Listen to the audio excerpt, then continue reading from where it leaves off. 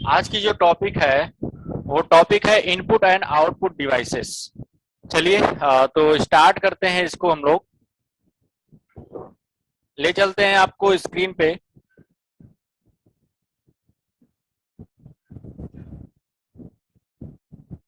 I hope कि आप लोगों को दिख रहा होगा स्क्रीन। चलिए तो यहाँ पर देख रहे हैं आप लोग डे 5 में पांचवा लेक्चर हमारा है और इनपुट एंड आउटपुट डिवाइसेस जो टॉपिक है हमारा, इस पे हम लोग आज बात करने वाले हैं। तो स्टार्ट करते हैं और चलते हैं, आपको देखते हैं नेक्स्ट स्लाइड पे। इसमें हम लोग क्या क्या कवर करेंगे यहाँ पर हम लोग देख लेते हैं एक बार ओवरव्यू। सबसे पहले हमको देखना है इनपुट डिवाइसेस, और इनपुट डिवाइसेस में जो भी इनपुट डिवाइसेस होती हैं उसमें keyboard devices, point and draw devices, data scanning devices, digitiser, electronic card based devices, speech recognition devices, vision based devices. फिर आउटपुट डिवाइसेस में हमको देखना है monitors, printers, plotters, screen image projector, voice response system. ये जितनी भी devices हैं generally यही ज्यादातर डिवाइसेस यूज होती हैं और इन डिवाइसेस के बारे में आज हम लोग देखेंगे। तो चलिए हम लोग चलते हैं नेक्स्ट स्क्रीन पे, देखते हैं व्हाट इज इनपुट डिवाइसेस। तो इनपुट डिवाइसेस कंप्यूटर की वो डिवाइसेस होती हैं जिसके द्वारा कंप्यूटर डेटा को एक्सेप्ट करता है। कंप्यूटर डेटा को जिस डिवाइसेस के द्वारा एक्सेप्ट करता है उन डिवाइसेस को हम लोग इनपुट डिवाइसेस कहते हैं। तो चलिए देखते हैं आगे की कौन कौन सी डिवाइसेस हैं जो कि इनपुट डिवाइसेस के रूप में हम लोग इसको यूज करते हैं। जैसा कि हमने कंटेंट में देखा भी है, तो फर्स्ट है हमारा कीबोर्ड डिवाइसेस। सबसे ज्यादा यूज होने वाला डिवाइस है कीबोर्ड डिवाइस, और इसमें कीबोर्ड आप लोग जानते ही होंगे, देखे भी होंगे। तो जनरली ये जो स्टैंडर्ड कीबोर्ड होता है इसमें 101 से लेकर के 104 कीज होते हैं। कहीं कहीं आपको 101 मिलेगा, कहीं कहीं आपको 104 मिलेगा। और इसकी अगर बात करें तो इसमें अगर देखें आप लोग तो यहाँ पे न्यूमेरिकल कीज होती हैं। न्यूमेरिक की पैड यहाँ पे आप लोगों को देखने के लिए मिल रहा होगा, देख पा रहे होंगे आप लोग। 1 2 3 4 5 0 to 9 तक ये होता है। इसमें प्लस माइनस मल्टीप्लीकेशन ना, ये इंटर, ये सारे एक ग्रुप होता है, इसको न्यूमेरिक कीपैड बोलते हैं। फिर इसके बाद में कुछ स्पेशल कीज होती हैं इसमें, फिर एरो कीज होती हैं। उसके अलावा फिर शिफ्ट की दो होती हैं, दो कंट्रोल की होती हैं, विंडो की होती है, फिर अल्ट की होती हैं, फिर कैप्स लॉक होता है, फिर जो कैप्स की होती है वो होती है, फिर यहाँ पे बैक स्पेस, ये सारी कीज होती हैं। उसके अलावा यहाँ पे 1 to 0 तक ये नंबर होते हैं। और उसके अलावा यहाँ पे A to Z जो है कैरेक्टर्स होते हैं। इस तरह से टैब स्पेस होता है। इतनी सारी जो है कीज होती हैं और अलग अलग जो कीज होती हैं उनका अलग अलग काम होता है। तो यहाँ पर हम लोग यहाँ पे बैक स्पेस जो सबसे बड़ी बटन होती है इसको बैक स्पेस बोलते हैं। ओके, तो इतनी कीज होती हैं। और अभी जो आप कीबोर्ड लेने जाएंगे तो कीबोर्ड में वेरी कर सकती हैं की नंबर ऑफ कीज, क्योंकि कुछ स्पेशल कीज हो जाती हैं जहाँ पे, जैसे यहाँ पर दिया है वॉल्यूम कीज भी दिया है। वॉल्यूम भी आप यहीं से कीबोर्ड से ही बढ़ा सकते हैं। तो ऐसा है कि अलग अलग कीबोर्ड में अलग अलग नंबर आप कीज हो सकते हैं, लेकिन 101 से लेकर के 104 तक जो है स्टैंडर्ड कीबोर्ड में कीज होते हैं। पॉइंट एंड ड्रॉ डिवाइसेस जो होती हैं, ये डिवाइसेस जनरली GUI जो टाइप ऑपरेटिंग सिस्टम होते हैं उस पे यूज की जाती हैं, उसमें ज़्यादातर इनके यूज होते हैं। तो पॉइंट एंड ड्रॉ डिवाइसेस कौन कौन सी होती हैं उसको आइए हम लोग देखते हैं। तो GUI के बारे में थोड़ा सा आप लोग नॉलेज आप लोगों के पास हो गया होगा। GUI मतलब होता है ग्राफिकल यूजर इंटरफेस, और जैसे आपको ये दिख रहा है नीचे, ये ग्राफिकल यूजर इंटरफेस है। ये विंडोज ऑपरेटिंग सिस्टम का स्क्रीन है जो कि ग्राफिकल यूजर इंटरफेस प्रोवाइड करता है। यहीं पे डॉस ऑपरेटिंग सिस्टम जो होता है वो ग्राफिकल यूजर इंटरफेस नहीं होता है, that is command line interface या CLI उसको बोलते हैं, CLI स्क्रीन। तो उसमें ब्लैक स्क्रीन होती है या ब्लू स्क्रीन होती है, उसमें हम लोग लिख करके हम लोग कमांड दे करके हम लोग वर्क करते हैं। लेकिन यहाँ पर ड्रैग एंड ड्रॉप कर सकते हैं और वहाँ पे क्लिक करके कोई एप्लीकेशन ओपन कर सकते हैं। कोई फाइल हमको कॉपी करना हुआ तो एक फोल्डर से दूसरे फोल्डर में हम ड्रैग करके उसको कॉपी कर सकते हैं, मूव कर सकते हैं। बहुत सारे सिस्टम जो है हम कर सकते हैं। कोई ड्राइंग हमको बनानी होगी तो हम ड्रॉ डिवाइसेस की मदद से हम उसको ड्राइंग को ड्रॉ कर सकते हैं, कुछ भी हम बना सकते हैं। ये सारे बहुत सारे वर्क हम इससे कर सकते हैं। तो चलिए यहाँ पर देखते हैं कि कुछ डिवाइसेस हैं जो कि पॉइंट एंड ड्रॉ डिवाइसेस की तरह से वर्क कर सकते हैं हम लोग इसको। तो यहाँ पे है सबसे पहले देखते हैं ट्रैक बॉल, है ना। ट्रैक बॉल जो होता है, ट्रैक बॉल जो होता है ये इसको लोग माउस भी बोलते हैं, एक तरह से उल्टा माउस, है ना। उल्टा माउस का मतलब जैसे हम लोग माउस को क्या करते हैं अपने डेस्क पे रन करते हैं, वैसे ही इसमें जो होता है ऊपर एक बॉल लगा होता है, उस बॉल को हम लोग घुमाते हैं तो माउस पॉइंटर पॉइंटर जो होता है वो स्क्रीन पर चलता है। जैसे कि पूरा माउस हमको नहीं घुमाना पड़ता है, ये जो ट्रैक बॉल होता है इसको पूरा नहीं घुमाना पड़ता है, इसके ऊपर जो छोटा सा बॉल होता है उसको हम लोग जब घुमाते हैं तो स्क्रीन पर हमारे ये पॉइंटर इधर उधर जाता है, तो इसको बोलते हैं ट्रैक बॉल ना। ट्रैक बॉल बहुत ही इजी होता है। वो ऐसी जगहों पे इसको यूज किया जाता है जहां पर आप जैसे डेस्क वगैरह नहीं है, जहां पर वहां पर हम इसको यूज करते हैं। जैसे कि हम जा रहे हैं, कार में जा रहे हैं, तो हमारे पास डेस्क वहां पे नहीं होगा कहीं पे, या फिर रखने के लिए जगह नहीं होगा, माउस रन करने के लिए जगह नहीं होगा, माउस पैड नहीं रखने के लिए जगह होगा, तो माउस वहां पर हम लोग यूज नहीं कर सकते। तो उसकी जगह पे, माउस की जगह पे हम ट्रैक बॉल यूज कर सकते हैं। तो ट्रैक बॉल में क्या होगा कि एक ही जगह पे कहीं भी आप उसको रख सकते हैं और उसके बाद ऊपर जो बॉल होता है उसकी मदद से आप पॉइंटर को इधर उधर मूव कर सकते हैं। चलिए अच्छा, उसके बाद हम लोग बात करते हैं पॉइंटिंग स्टिक। ट्रैक बॉल को ही थोड़ा इम्प्लीमेंट कर दिया गया है ताकि इजिली हम पॉइंटर को मूव करा पाए। तो इसमें जैसे बॉल है तो बॉल को हमको घुमाना पड़ता है ट्रैक बॉल में, और इसी बॉल की जगह पे हम लोग एक स्टिक लगा देते हैं और उस स्टिक को हम इधर उधर जब घुमाते हैं तब जा करके पॉइंटर इधर उधर मूव करता है। थोड़ा सा इजी हो जाता है वहां पर ट्रैक बॉल की अपेक्षा पॉइंटिंग स्टिक। अब जॉय स्टिक की अगर बात करें तो जॉय स्टिक भी पॉइंटिंग स्टिक की तरह से होता है, लेकिन जो स्टिक होता है उसमें और जॉय स्टिक के आजू बाजू आप देख पा रहे होंगे कि ट्रैक बॉल के जस्ट बगल में यहाँ पे जॉय स्टिक है। तो इसमें बहुत सारे उस जो जो उसका स्टिक होता है उसमें भी बहुत सारे कीज होते हैं और नीचे भी कीज होते हैं, जिसकी मदद से हम गेमिंग में इसका ज्यादा यूज होता है। इसका गेमिंग में यूज होता है जॉय स्टिक का, है टच पैड, है ना। टच पैड जैसे आप लैपटॉप में इसका यूज होता है, किसी भी लैपटॉप में आप देखेंगे तो उसमें टच पैड होता है। तो टच पैड भी एज अ माउस ही का वर्क करता है। टच पैड को हम लोग मूव करते हैं, उसको टच करके उस पर हम लोग उंगलियां फिराएंगे तो यहाँ पे पॉइंटर इधर उधर जाता है। तो ये भी है पॉइंटिंग डिवाइस जिसको टच पैड बोलते हैं, लैपटॉप में ये होता है। ओके, आगे देखते हैं हम लोग टच स्क्रीन। टच स्क्रीन जो है बहुत ही, इन सभी जितने भी आप सब पॉइंटर डिवाइस देख पा रहे होंगे उसमें टच स्क्रीन जो है बहुत ही अच्छा जो है डिवाइस होता है। इसकी मदद से हम बहुत ही आसानी से कोई भी काम कर लेते हैं, जो भी कुछ भी दिख रहा है उसको हम टच कर सकते हैं। जैसा कि आप लोग अपने कंप्यूटर में या अपने फोन में देखते होंगे, अपने आपके फोन में कुछ भी करना होता है आप टच कर करके उसको काम कर लेते हैं। तो बहुत ही अच्छी टेक्नोलॉजी है और बहुत ही आज के ज़माने में बहुत ही ज़्यादा यूज होने वाली जो डिवाइस है that is touch screen. Touch screen की मदद से हम लोग बहुत ही अच्छे से डिवाइस को ऑपरेट कर पाते हैं, कुछ भी कर पाते हैं। ओके, तो ये भी हो गया एक पॉइंटिंग डिवाइस टच स्क्रीन। उसके बाद है लाइट पेन। एक पेन होता है, उसकी मदद से एज ए टच स्क्रीन हम वहाँ पे यूज करते हैं। तो इस तरह से ये सारी जो भी डिवाइसेस आप देख रहे हैं, track ball, pointer, pointing stick, joystick, touch pad, touch screen, light pen, ये सारी डिवाइसेस हैं पॉइंटिंग डिवाइसेस। चलिए देखते हैं डेटा स्कैनिंग डिवाइसेस। किसी भी हार्ड कॉपी को सॉफ्ट कॉपी में कन्वर्ट करने के लिए ये यूज की जाती हैं।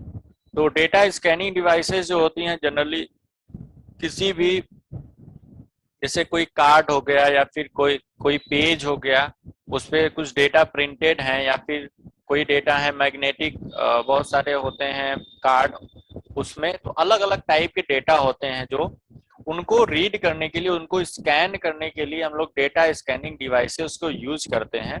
तो डेटा स्कैनिंग डिवाइसेस, तो पहली चीज इसका एडवांटेजेस देख लेते हैं कि क्या क्या है। तो एडवांटेज इसका ये है कि they eliminate the need for manual entry data. Manually कोई डेटा हमको अगर एंटर करना है तो ऐसे डेटा को हम क्या कर सकते हैं, स्कैनिंग डिवाइस की मदद से हम उसको स्कैन करके उसको अपने कंप्यूटर में फीड कर सकते हैं। हमारे पास रिज्यूमे हमारा है, उसको हमको मुंबई, दिल्ली या बेंगलोर कहीं भी दूर भेजना है, किसी को भेजना है या किसी कंपनी में लगाना है उसको, तो हम क्या करेंगे, उसको फिर से डिजाइन करने की नहीं जरूरत है ना। हम क्या करेंगे, स्कैनिंग डिवाइस यूज करेंगे जिसको बोलते हैं इमेज स्कैनर। उसको यूज करके हम क्या करेंगे, उस रिज्यूमे को स्कैन करेंगे और स्कैन करके अपने कंप्यूटर में फीड कर लेंगे, और ईमेल के माध्यम से या व्हाट्सएप के माध्यम या किसी भी माध्यम से जिससे हम इमेजेस भेज सकते हैं, उस माध्यम से हम उसको भेज सकते हैं, या फिर उसको फिर से हम प्रिंट निकाल सकते हैं। तो स्कैनिंग डिवाइसेस से क्या होगा कि हमारा टाइम बच जाएगा, और ये बहुत ही एग्जैक्टली डेटा को जो है रीड कर लेता है। तो यहाँ पर आप लोग देख पा रहे होंगे बहुत सारी डिवाइसेस वैसे तो होती हैं, यहाँ पे हम लोग 4 डिवाइसेस वैसे देखने वाले हैं। तो पहला तो इमेज जो स्कैनर होता है, इमेज स्कैनर, ये हार्ड कॉपी को सॉफ्ट कॉपी में कन्वर्ट करने के लिए काम करता है। इसकी मदद से हम क्या कर सकते हैं, इसको किसी भी हार्ड कॉपी को, किसी भी कोई फोटो है, कोई इमेज है, कोई टेक्स्ट है, वो प्रिंटेड है या कोई बुक है, उसको हम अगर सॉफ्ट कॉपी में कन्वर्ट करना चाहते हैं, अपने कंप्यूटर में रखना चाहते हैं, तो उसके लिए हमको इमेज स्कैनर की जरूरत पड़ेगी। इमेज स्कैनर पे हम उसको रख करके स्कैन कर सकते हैं। स्कैन करके हम अलग अलग रिजोल्यूशन में, जैसा भी आपको चाहिए, लो क्वालिटी में चाहिए, हाई क्वालिटी में चाहिए, आप उसको स्कैन करके अपने कंप्यूटर में फीड कर सकते हैं। तो ये होता है इमेज स्कैनर। चलिए उसके बाद है bar code reader. Bar code जो होता है, बार कोड रीडर एक्चुअली ये यहाँ पर क्यूआर कोड दिखाया जा रहा है, लेकिन ये बार कोड रीडर यहाँ पर है। इमेज में ये प्रॉब्लम है। यहाँ पे क्यूआर कोड को हम अपने कैमरे से ही रीड कर सकते हैं, लेकिन बार कोड को अगर रीड करना होगा तो ऐसी डिवाइस हमको चाहिए। ऐसी डिवाइस की मदद से हम बार कोड को रीड कर सकते हैं। अपने कैमरे से हम बार कोड को रीड नहीं कर पाते। तो बार कोड क्या होता है, क्यूआर कोड क्या होता है, कभी सोचा है आपने क्यूआर कोड या बार कोड होता क्या है, उसको स्कैन करने पे क्या उसमें होता है कि हमको, है ना। तो ये जो होता है, ये भी एक टाइप की मेमोरी की तरह से काम करता है।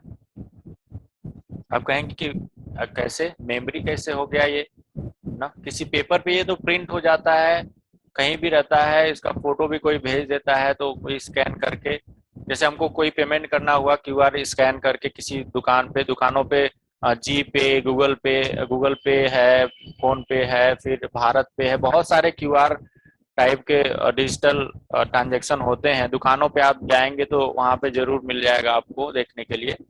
तो क्यूआर कोड को हम क्या करते हैं, अपने एप्लीकेशन से स्कैन करते हैं और उसको पेमेंट कर सकते हैं। इसमें छोटे छोटे डेटा हम रख सकते हैं। छोटा, कोई बहुत छोटा डेटा है उसको हम रख सकते हैं। छोटा डेटा मतलब कुछ कैरेक्टर हो गए ना, कोई एक लाइन हो गई, इसको हम उसमें रख सकते हैं। तो छोटी साइज का हम उसमें रख सकते हैं। आप देख सकते हैं क्यूआर कोड की जो कैपेबिलिटी होती है वो कितने होती है, कितने साइज को वो रख सकता है। तो उतने साइज का डेटा आप उसमें रख सकते हैं। यूआरएल है, उसको हमको क्यूआर कोड में कन्वर्ट करना है, तो बहुत ही इजीली हम कन्वर्ट कर सकते हैं। बहुत सारी वेबसाइट्स हैं, जाएंगे गूगल पे सर्च करेंगे क्यूआर कोड मेकर, वहां पर जाएंगे, वहां पर आपको पूछेगा कि क्या आपको कन्वर्ट करना है ना, तो आपको इस वहां पे बता देना है यूआरएल। यूआरएल को आपको सेलेक्ट करना है, यूआरएल जो भी है उसको कॉपी करके वहां पे पेस्ट कर देना है, वो बना करके आपको दे देगा। आप उसको आप प्रिंट कर लीजिए पेज पे। बार कोड में भी ऐसे ही होता है।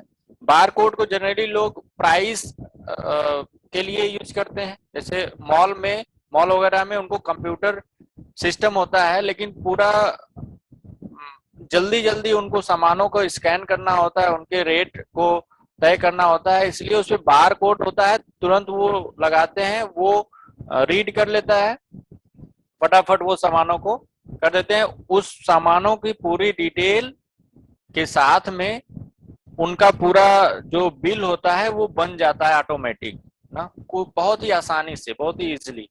इसलिए बार कोड रीडर यूज किया जाता है। जो भी ब्रांडेड सामानें होती हैं उसमें देखेंगे आप लोग बार कोड जरूर मिलेगा आपको। बार कोड, बार कोड में उसकी डिटेल होती है उस प्रोडक्ट की, और उसमें उसका प्राइस भी होता है। तो इसी मदद से हम क्या कर सकते हैं, बार कोड रीडर की मदद से, और मॉल वगैरह में लोग यूज करते हैं, बड़ी बड़ी दुकानों में इसको यूज किया जाता है बिल बनाने के लिए। उसके बाद आइए हम लोग देखते हैं magnetic ink character recogniser. Magnetic ink character recogniser जो होता है, ये एक स्पेशल टाइप की इंक होती है। जैसे आप देखे होंगे कि कुछ स्पेशल टाइप के पेपर होते हैं, जैसे चेक बुक हो गया ना, चेक बुक में जो पेज होता है उसमें नीचे चेक का नंबर होता है, और उस चेक का नंबर जो होता है वो अजीब टाइप से लिखा होता है, अजीब स्टाइल में लिखा होता है ना। तो उसको रीड करने के लिए इसकी जरूरत पड़ती है, मैग्नेटिक इंक कैरेक्टर रिकॉग्नाइजर की। चलिए आगे देखते हैं ऑप्टिकल मार्क रीडर, या फिर OMR इसको बोलते हैं, OMR। OMR आप लोग जानते होंगे, तो जानते ही होंगे, अगर एग्जाम दिए होंगे तो आप देखे भी होंगे। और उसपे कहा जाता है कि बाल पेन से आप लोग कलर करिए, बॉक्सेस को भरना होता है, वहां पे जगह जगह मार्क बन जाता है, उस मार्क को वो स्कैन करके, मार्क रीडर जो होता है स्कैन करके आपका जो है मूल्यांकन करता है। डिजिटाइजर, आप लोग ध्यान दीजिए कि ये सारी डिवाइसेस जो हम बता रहे हैं ये इनपुट डिवाइसेस बता रहे हैं, इनपुट डिवाइसेस। तो डिजिटाइजर हम अगर देखें तो डिजिटाइजर जो होता है ये एक टैबलेट की तरह से होता है, जो कि एक उसके उस पे सरफेस होता है, उस पे हम ड्रॉ करके कोई भी हम काम कर सकते हैं। डिजिटाइजर कई टाइप के होते हैं, ये पेन टैब है। पेन टैब हमारे पास अगर होता, ये चीज जो है ये माउस से मैं कर रहा हूँ ना, तो ये जो अगर करना है, ये डिवाइस अगर होती तो बहुत ही इजीली हम अगर अपनी राइटिंग में इस पे लिख पाते हैं ना। जैसे हम अगर कुछ भी लिखें, अगर जैसे मैं लिख रहा हूँ, आप लोग देख रहे हैं राइटिंग बहुत ही, है ना, गड़बड़ बन रही है, ठीक है, राइटिंग बहुत ही सही नहीं आ रही है। क्यों नहीं सही आ रही? क्योंकि मैं माउस का यूज कर रहा हूँ यहाँ पे। अगर डिजिटाइजर ये पेन टाइप होता तो इसकी मदद से बहुत ही इजीली, बहुत ही अच्छे राइटिंग में हम इसको लिख पाते हैं, अपनी writing. Electronic card reader, electronic card reader, बहुत सारी टाइप की मशीनें होती हैं जिनको इलेक्ट्रॉनिक कार्ड रीडर की तरह से हम लोग यूज करते हैं। यहाँ पर जो आपको दिखाया जा रहा है, जिसको मिनी ATM भी लोग बोलते हैं, ये मशीन है, ये भी इलेक्ट्रॉनिक कार्ड रीडर के अंदर में आती है। और भी इलेक्ट्रॉनिक कार्ड रीडर होते हैं जो कि होता क्या है कि बहुत सारे टाइप के कार्ड होते हैं ना, जैसे ATM कार्ड जनरली सबके पास होगा, ATM कार्ड होता है। उसके अलावा भी बहुत सारे कार्ड होते हैं, जिन कार्ड को इलेक्ट्रॉनिक कार्ड रीडर रीड करते हैं। इलेक्ट्रॉनिक कार्ड रीडर भी बहुत टाइप की मशीनें होती हैं जो, जिनका काम क्या होता है, कार्ड से डेटा को लेना, किसी कार्ड से उनके उससे डेटा को रीड करना। चलिए आगे चलते हैं, देखते हैं next slide. Speech recognition devices जो होती हैं वो एक्चुअली स्पीकर, ये माइक ही होता है। माइक की मदद से जो हमारी आवाज होती है, स्पीच होती है, आवाज होती है, उसको कंप्यूटर तक पहुंचाया जाता है। और कंप्यूटर क्या करता है, उसको समझता है क्या कहा गया है। एंड्रॉइड फोन अगर यूज कर रहे होंगे तो आप लोग देख सकते हैं, उसमें बहुत ही अच्छा उसमें फंक्शन होता है। उसमें जो कीबोर्ड होता है, कीबोर्ड में एक फंक्शनैलिटी होती है कि आपको टाइप करना होता है, जब उस टाइपिंग को अगर नहीं करना चाहते, आप बोलना चाहते हैं, बोल करके टाइप करना चाहते हैं, तो ये भी फंक्शनैलिटी है। उससे छोटा सा माइक होता है, माइक पे आप क्लिक करते हैं, थोड़ा सा टाइम लेता है 1-2 सेकंड का, फिर वो करता है कि स्पीक नाउ, तो आप जो बोलते हैं उसको वो टाइप कर देता है ना। या फिर गूगल असिस्टेंस जैसे काम करता है। गूगल असिस्टेंस जो होता है वो भी इसी टेक्नोलॉजी पे काम करता है। तो आई होप कि आपको स्पीच रिकॉग्निशन डिवाइसेस समझ में आ गया होगा। ऐसी कोई भी डिवाइस जिसके द्वारा हम जब बोलते हैं तो वो उसको पढ़ लेता है, उस स्पीच को पढ़ लेता है, उसको हम लोग स्पीच रिकॉग्निशन डिवाइसेस कहते हैं। तो स्पीच रिकॉग्निशन डिवाइसेस जो होती हैं उनका यही काम है कि कुछ भी बोला जा रहा है तो उसको रीड करना। ओके, आई होप कि आपको समझ में आ गया होगा। चलिए देखते हैं next screen. Vision input system.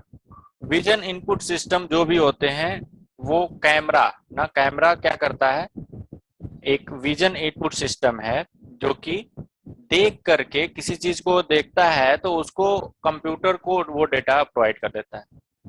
ठीक है, तो विजन इनपुट सिस्टम में जो ये डीवीआर आपको दिख रहा है, इसमें कैमरास जो होते हैं, कैमरास की मदद से कुछ भी कैप्चर करके आपको मॉनिटर में दिखाया जाता है।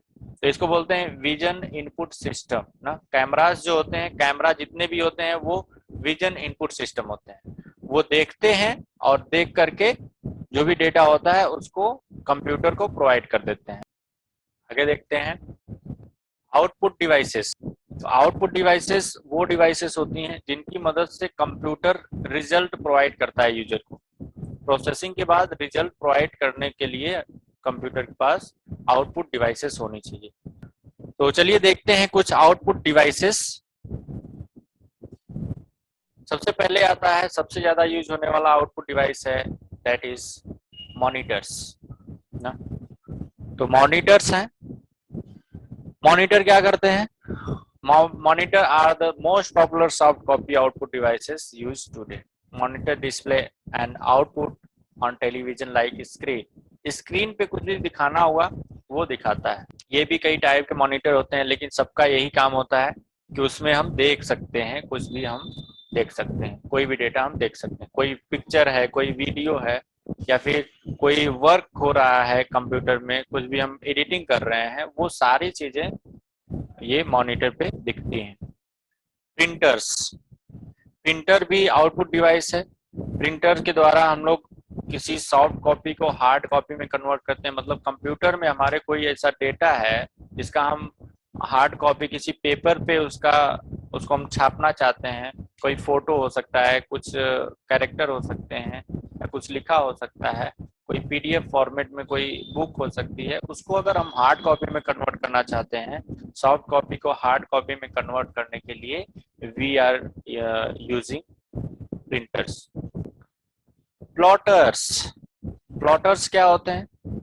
प्लॉटर्स एक स्पेशल टाइप के प्रिंटर होते हैं। इनको भी प्रिंटर ही कहा जा सकता है क्योंकि ये भी सॉफ्ट कॉपी का हार्ड कॉपी में कन्वर्ट करते हैं। लेकिन यहाँ पर जो आर्किटेक्ट इंजीनियर्स होते हैं वो यहाँ पर यूज करते हैं इसको।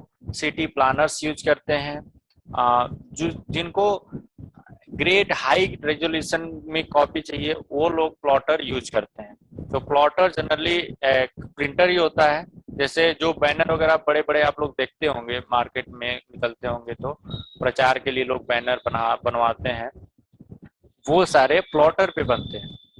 तो बड़ी बड़ी प्रिंटिंग जो होती है वो प्लॉटर की मदद से होती है। या फिर अगर बहुत बड़ा बड़ा हमारे पास प्रोजेक्ट है, कोई बिल्डिंग है, कोई एरिया है, बहुत बड़ा गांव है, उसको हमको पूरा डिस्क्राइब करना है, देखना है, तो उसके लिए आर्किटेक्ट या इंजीनियर लोग जो होते हैं वो उसका डिजाइन प्लॉटर की मदद से बड़े बड़े पेज पे निकालते हैं। चलिए नेक्स्ट स्क्रीन देखते हैं।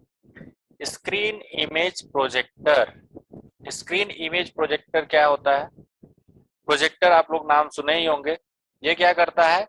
स्क्रीन पर कोई डेटा डिस्प्ले करता है।